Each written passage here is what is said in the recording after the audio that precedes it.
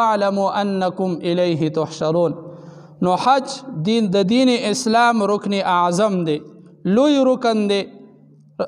حدیث مبارک کې راځي رسول الله صلی الله علیه وسلم فرمای وای چا چې حج وکړو او د حج قبول حجو نو دی داسې دی لکه د ګناهونو نه داسې پاک شو که یو په هغه ورځې په شانتې چې کوم ورځ باندې دی پیدا شوی دی. نو چې څنګه په کوم ورځ انسان پیدا شي د سره ګناه نه وي او دی د ګناهونو نه پاک وي، نو دغه په شانتې حاجي صاحب چې کله حج وکړي نو دی د ګناهونو نه پاک شي.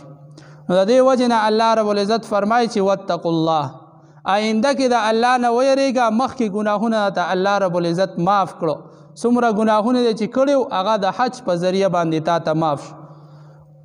اوس آینده کې د الله رب العزت نه ویریږه. یو بزرگ فرمایي چې ما کله حج وکړو او زه واپس شوم د حج نه وروستو، نو زما په زړه کې یو ګناه ته وسوسه پیدا شوه. نو په ما باندې غیبي آواز وشو، وایي چې ولې حج دې ایر شو، تا حج نه وکړی.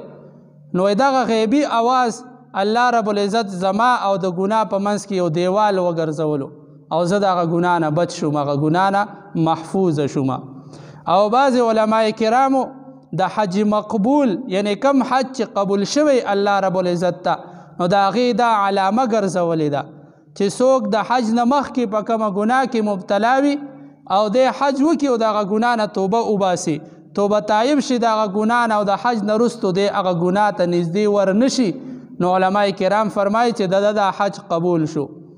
او چې څوک د حج نه مخکې په یو ګناه کې مبتلا او د حج نه وروستو هم هغه ګناه کوي، نو علماء کرام فرمایي چې دا د دې علامه ده چې د حج نه دی قبول شوی، د پیسې هسې ضایع کړي دي، د نوم دپاره حج کړی دی.